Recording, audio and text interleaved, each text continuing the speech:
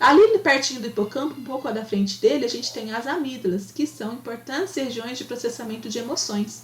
Nós temos emoções positivas e negativas, e a amígdala processa, ela é uma estrutura que vai determinar se uma informação é emocionalmente importante e qual é a valia dessa informação, se ela é uma emoção positiva ou negativa, né?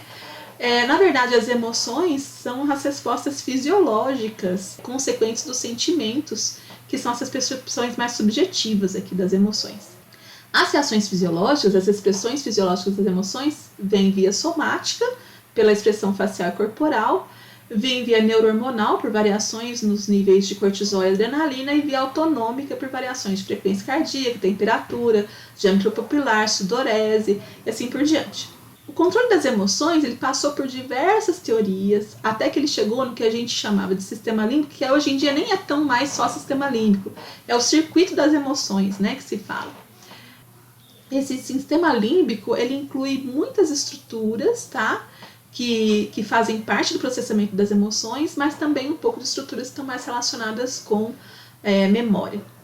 O complexo amidaloide, então, fica um pouco adiante do hipocampo, então aqui está por transparência, você veria o hipocampo lá na parte medial do lobo temporal e a amígdala ali perto dele, uma relação muito íntima. Então, na verdade, o complexo amidaloide troca informações com o hipocampo de forma que ele interfere diretamente no armazenamento de memória explícita, mas ele é uma estrutura de armazenamento de memória implícita. Então, o que a amígdala faz, né? Ela percebe a relevância emocional, interfere no armazenamento de memória explícita, armazena por si só memória implícita e também interfere, troca informações, interfere na função de núcleos da base, tálamo, hipotálamo e córtex pré-frontal. Na verdade, recebe informação de tudo quanto é córtex, mas tem uma relação de ida e volta com o pré-frontal aí. A amígdala detecta se alguma informação tem competência emocional, se ela é emocionalmente importante, e ela também pode participar dos estímulos do condicionamento. Então, o que acontece? Às vezes, você tem alguma informação que, a priori, não tem competência emocional, não te afetaria emocionalmente, né? Mas se aquela informação, que a priori seria inócua, for pareada com informações que causam reação emocional, que são emocionalmente competentes, a amígdala faz essa associação entre as duas, se elas forem pareadas com constância, né? Ela faz a associação entre as duas e a gente pode passar a responder emocionalmente para o estímulo que antes era inócuo. Isso é chamado de estímulo condicionado. Você foi condicionado a responder emocionalmente ao estímulo que primariamente seria inócuo. E foi, na verdade, o pesquisador Ledoux, que trabalha até hoje com a amígdala, com o complexo amidaloide, que mostrou em experimentos clássicos aí da literatura neurocientífica que a amígdala era essencial para que o condicionamento acontecesse. Se você provocasse lesões no sistema nervoso sem afetar as vias que levavam a informação para a amígdala, você tinha a manutenção do condicionamento. Bom, em seres humanos também tem pacientes que perdem por algumas situações raras aí patológicas as amígdalas. Eles também têm alterações na interpretação emocional, principalmente de medo. Nessa publicação de 2004, a gente tem o que seria hoje em dia, ou naquela época, né? Mas eu não fiquei sabendo de grandes mudanças não sobre isso, mas do que seria o nosso cérebro emocional, as estruturas relacionadas com os circuitos emocionais, a amígdala sendo muito importante, e o núcleo incumbente também, tá? Hipotálamo como uma via de saída das emoções.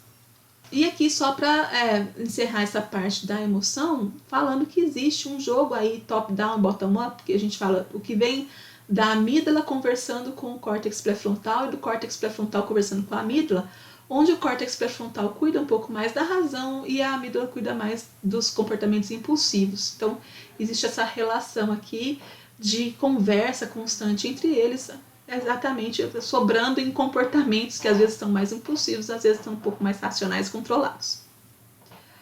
A motivação também tem relação com a função da amígdala e com a função do hipotálamo. Então existe, como eu falei para vocês, uma conversa em mão dupla aqui da amígdala com o hipotálamo. E comportamentos motivados muitas vezes têm relação com a função hipotalâmica, né? A gente fala aí de mecanismos de regulação da fome, da saciedade e da sede, tá? E esses comportamentos geralmente estão associados com você aliviar alguma sensação ruim. O que te leva, o que te motiva a fazer alguma coisa? Você tem um desconforto e fazer aquela coisa te causa alívio, tá? Isso basicamente é o circuito básico, ou o raciocínio básico aí por trás dos comportamentos motivados.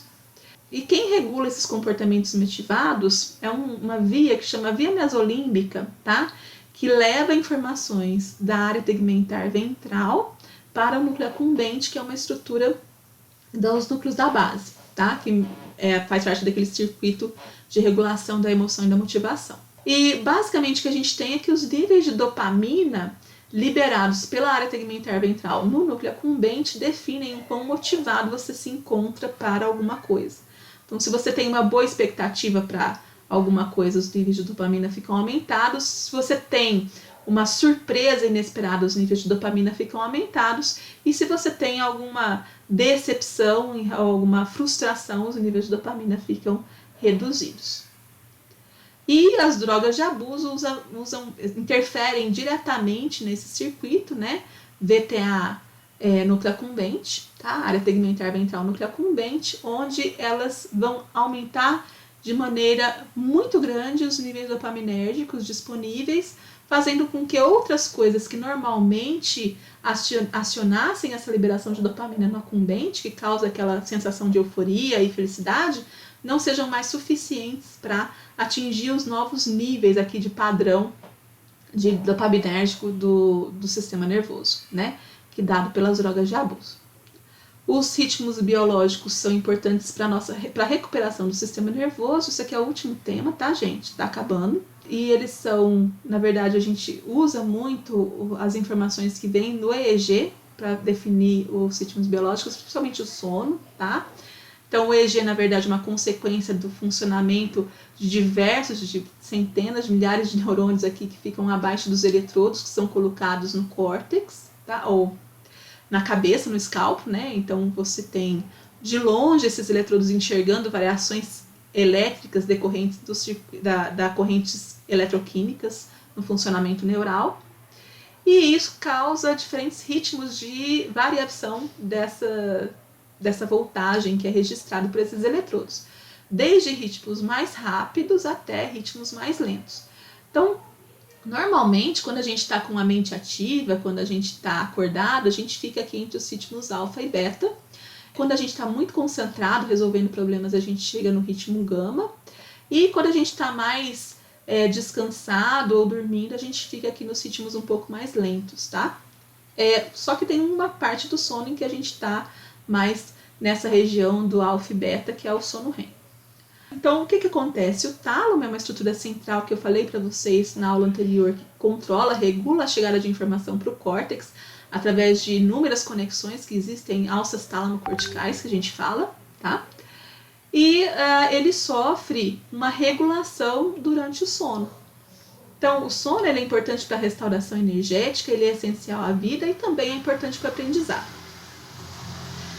Nós temos no hipotálamo o que a gente chama de relógio biológico interno. Então, se a gente for desprovido de qualquer informação ambiental, a gente ainda vai ter um ciclo de vigília-sono próximo de 24 horas, não exatamente, tá? E isso é dado por expressões gênicas aqui que acontecem lá em núcleos específicos hipotalâmicos.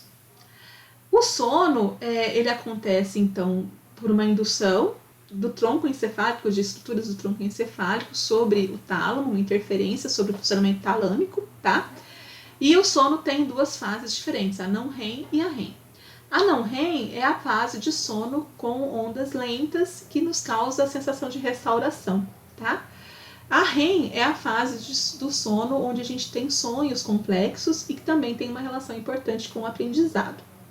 Então aqui a gente tem um esquema mostrando que seria uma noite de sono, onde a gente tem ciclos de sono não REM, ou seja, de ondas lentas, intercalados por ciclos de sono REM, que são os dos sonhos complexos, tá? Não REM são essas ondas aqui abaixo, e REM são essas ondas aqui em cima. Então, ao longo de uma noite de sono, você garante o seu sono não REM na primeira metade da noite de sono, permitindo a recuperação, a restauração energética, digamos assim, da pessoa, e você vai intercalando isso com momentos de ativação mais intensa cortical, mais rápida cortical, onde você tem momentos de consolidação e às vezes retirada, plasticidade neural importante ali, principalmente no hipocampo. O nosso ritmo é regulado por informações ambientais, né? Então, luz, movimento, som vão fazer com que nós continuemos despertos, né? Isso é um problema hoje em dia, porque a gente fica usando celular até de noite e acha que está sem sono e usa celular e continua sem sono por causa disso. E o hormônio que sofre a interferência da variação de luminosidade ambiental diretamente é a melatonina, um hormônio relacionado aí com a gente ficar sonolento quando seus níveis são aumentados na ausência de luz, tá? Os circuitos do sono sofrem interferência de neuromoduladores. Vocês já ouviram falar de diversos desses neuromoduladores. De forma importante, a adrenalina, dopamina, serotonina são neuromoduladores que participam da regulação da atenção, do nível de atividade neural. E esses núcleos que liberam essas aminas, que a gente fala que são neuromoduladores, são núcleos que têm amplo alcance no sistema nervoso. A gente está estourando no tempo, então eu não vou falar detalhadamente de cada um desses núcleos. Eu tenho 2 vídeos, se não me engano, sobre o sono, a regulação do sono e os neuromoduladores e os núcleos aminérgicos, então vocês podem olhar lá se quiserem, também não tem necessidade de entrar em grandes detalhes não, para essa nossa revisão. Vou passar todos esses links para vocês. Mas o fato é que o ciclo sono-vigília é regulado ativamente por estruturas que fazem parte desses núcleos aminérgicos aí, regulatórios do comportamento, né?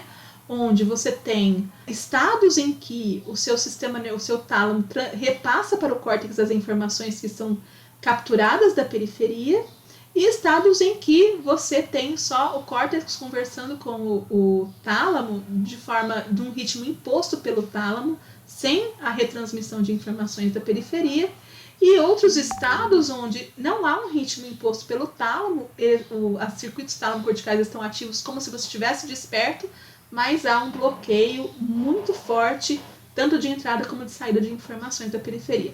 É o caso do sono REM, onde você tem os sonhos, né? Por isso que você tem aqueles sonhos complexos. Né? E nesse caso aqui, onde você tem o ritmo imposto por funcionamento talâmico, é um modo oscilatório de funcionamento com ondas lentas, então a gente tem o sono não REM, tá bom? Bom, eu acho que é isso. É isso.